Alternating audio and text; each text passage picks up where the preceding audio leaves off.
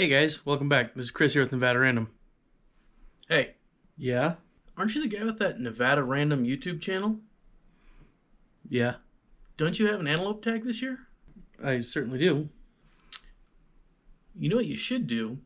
Since it's 2020, you should totally screw up the hunt and the filming. Why would I do that? That doesn't sound very entertaining or interesting. Well, because 2020, man. Well,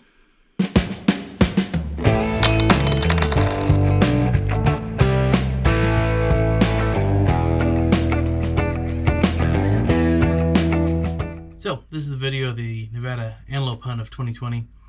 And the way everything turned out, I'm kind of editing this out to be a vlog style versus a hunting video that I'd kind of planned on doing. And I'll cover some of the stuff that had happened with the trip as far as filming and the hunt itself, and weather issues and timing issues and the fun of 2020. So let's get started.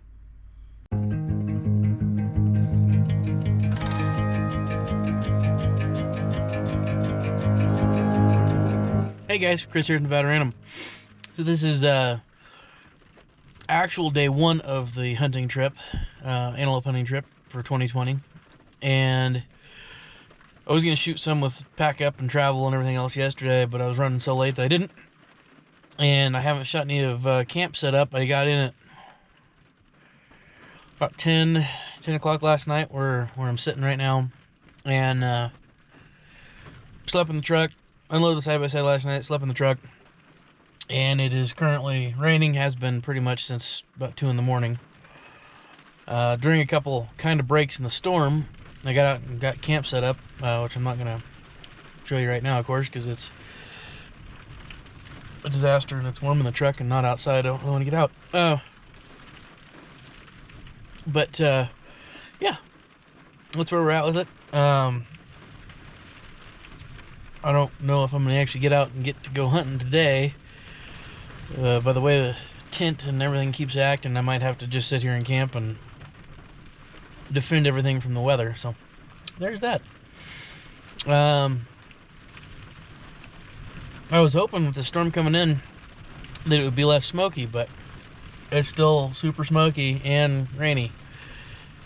So as things were going, I was able to get the tent set up, and the wind and the rain just came in on me, started really beating down. That had pushed actually the tent over at one point, and I ended up having to grab a hold of the tent and holding on to it for, I don't know, it seemed like a very long time until the wind and rain cut down, with me just holding on to it. And I was able to pull the side-by-side around and tie a rope off to it real quick just to keep it standing up, as I'd already put all my gear and equipment in there. And then I was able to get some more rope and get everything tied down in kind of a weird fashion, which at the end of the video we'll do a little camp tour so you can kind of see that. And end up having to redesign pretty much the entire way I had the camp set up, as far as using tarps for windbreaks versus sun cover. And it was an eventful day. So I spent the entire day fighting the wind and the rain, and it's about within the hour it's gonna be dark out, and it's been just a pissy weather day, but the sun kind of poked out for a little bit. I wanted to shoot a little bit of the little nub of a rainbow that we got out here.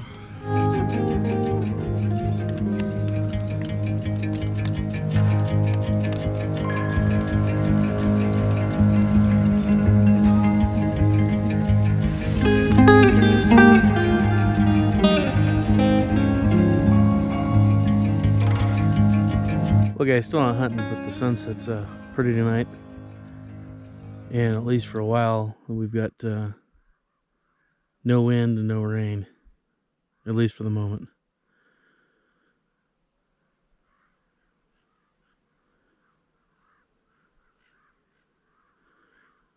And it was quiet till the crows started.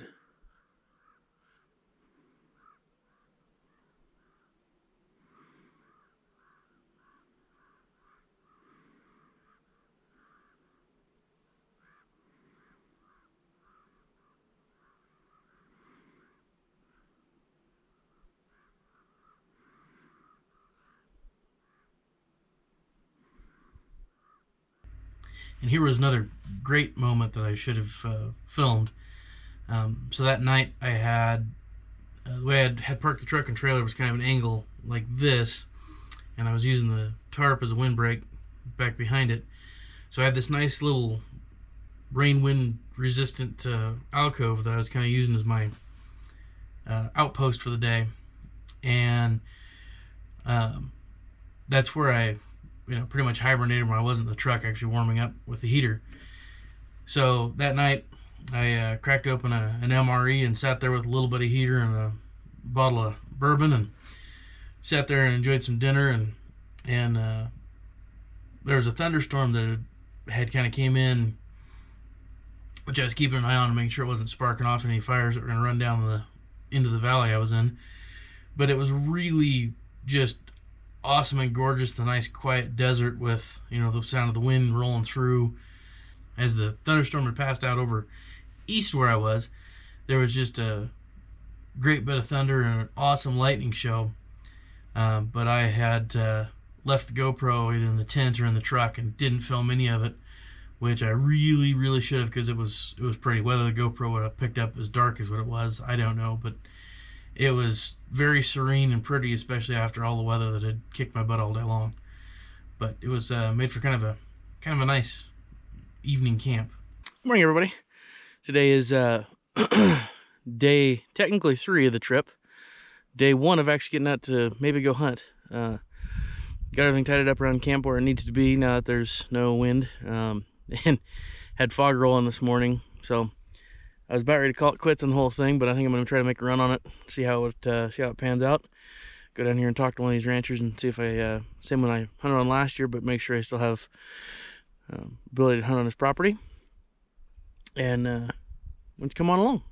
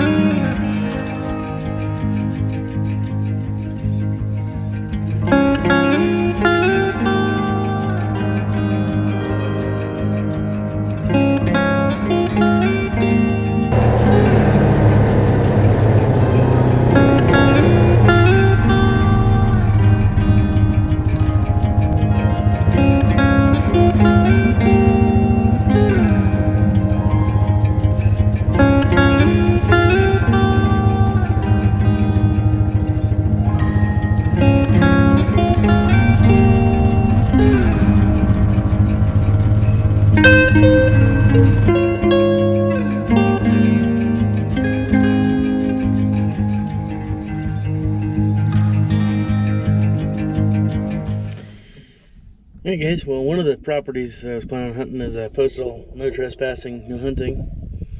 The other one doesn't look like anybody's home. So I'm going to explore some more of this valley, I think, and see if I can't find some permission somewhere else, and skirt the edge of these properties and see what I can see. Do a little bit of glassing, we'll go from there.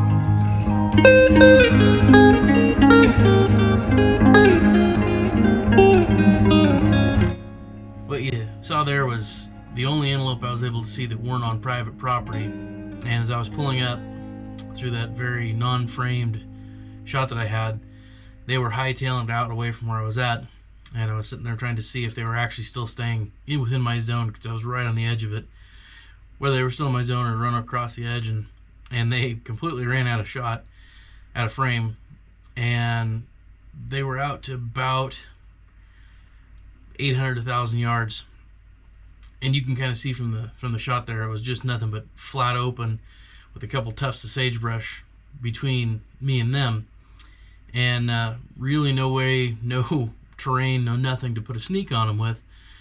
So I sat there and I watched them. They calmed down, sitting out there at the 800,000 yard mark, and I watched them for quite a while, glassed them, and just sat there and watched them, and they were keeping an eye on me, but I'm like, you know, this is the only antelope I see that aren't on property, which there was a nice amount that were on the private property that was marked. So I finally made the decision. I didn't have any choice either to crawl through the sand at them, which would have still been clearly within their eyesight, or since they're right next to a farm, I kind of made the decision to head, you know, right towards them, staying on one of the semi cow paths out there on the side-by-side, and I was able to get within about 500 yards, and sat there and watched them, and got the side-by-side shut off, and got the brakes set, and then it squeaked, and they took off running back east, back within the zone, and I watched them and glassed them for a while longer, none of which I got on film because I didn't realize the GoPro batteries on both GoPros had died at that point, and wouldn't be buck fever, but still had a little critter fever, and completely lost track of paying attention to the cameras. As you can see by that zoomed in shot, here's another one of those things that didn't go as planned. I don't know why I didn't think about the fact that GoPros are, you know, a static zoom, and I wouldn't have had a very good shot. But lessons learned this season. Next go around, hopefully I'll get some tags again, and we'll reshoot this with a camera that actually has the ability to have a zoom. All right, so made a run this morning. Saw a couple small little herd that wasn't on private property. Tried to see where I could get closer to them. Couldn't get with anything worth a shootable area. So I'm gonna go ahead and probably pack up. So had a real limited window this year for a hunt. Didn't originally, but the week I was supposed to come out here, I was on isolation, got sick, and symptoms consistent with COVID. So I'll get into that in another video. Yay 2020. But out here with the hunting camp situation, came out, had a real limited window with all that, and was planning on driving out Thursday, getting set up Thursday, hunting Friday, possibly doing a morning hunt today, Saturday, and then packing up and heading home. So the way it all worked out was ended up running later than planned on Thursday. Got out here, slept in the truck, got the side-by-side loaded, slept in the truck, woke up the next morning, set camp up, and it was a stormy day, which I covered a little bit of that a little earlier. And just pretty much spent the entirety of yesterday fighting Mother Nature. I'm gonna give you a little tour around camp, how I kind of have some stuff set up. I'm way behind, as we all know, on videos. This will be the first one posted in quite a while. I'm gonna do a vlog and kind of run down what's happened going on in the last few months. Anyway, one of the things is I was designing this little fancy outdoor shower setup, and I'm gonna give you a tour around camp right now where wind's not. And here it comes again. It's gonna blow me out, but anyway, yeah, kind of a Cadillac little campsite. So I got the side-by-side in the truck, which are both acting as wind blocks right now for the tent, which is trying to blow itself away a couple days in a row. As you can see by all my my additional tie downs. And I know that looks ridiculous, but believe me, that's what I had to do to get it to stay in place, because it kept trying to blow over from this direction yesterday. So up in the bed of the truck, got two 55-gallon water containers. I'll hit it from the other side a little bit better so you can see it. And you can see the edge of the solar panel there. So the plan was to have 55 gallons, or two 55-gallon drums, just because I wasn't sure exactly how much I was going to need and how much everything was going to go through. To be able to have water for the shower system, dishwashing and everything else at the campsite, as well as game cleaning. You can kind of see the spray nozzle I have up there. So I have a 12 volt pump, and I'll kind of show some video of that here after a bit probably. 12 volt pump running off of a solar charged battery with the solar panel in the back, to either pump for the game cleaning station or to pump in one of the other tanks for the shower system. We'll just cut back over to here. Here's the shower system, built with a I built it all plastic recycled pallet, then PVC pipe. And I didn't want to spend all the money on the ones that you see advertised everywhere, so I built my own. Anyway, I pumped water out of the 55-gallon drums into one of these smaller drums, and then the shower system pumps out of there, and I will show you how that works hopefully here in a little bit. As you can see, everything is tied down 6 ways from Sunday. So you can see right here, the way I have this tarp was designed, I was gonna have a canopy for some sun coverage, and I ended up having to make a wind block out of it, which is working out pretty well. Put some stress on this PVC pipe pretty good, but here you can see the solar system all set up.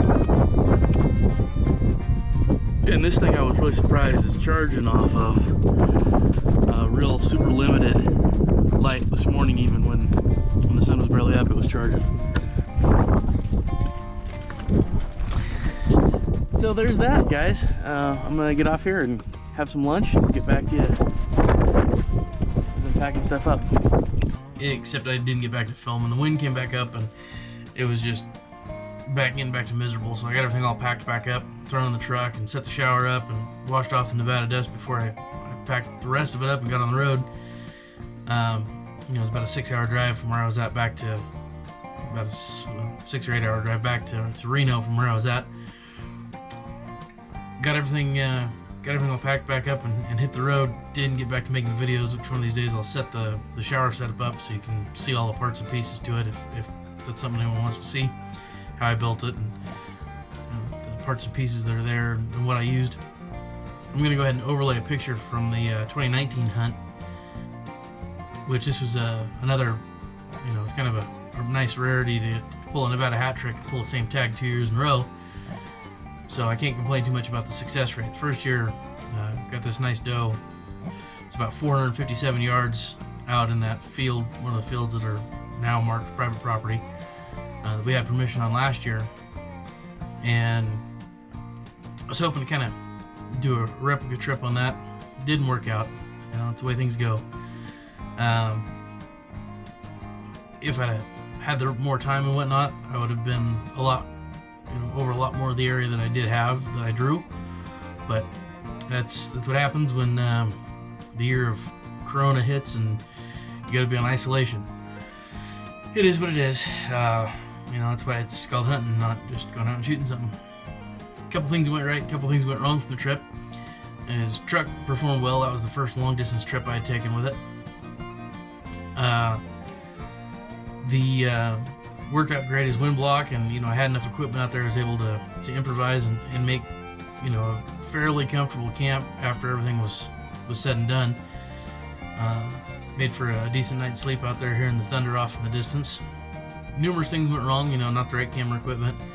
Forgot some of my hunting equipment back at the house, so it is what it is. The side-by-side was running horribly, which you didn't see in some of those videos. That's why I threw it in fast forward to kind of get rid of some of that. It has still does have some ongoing carburetor issues.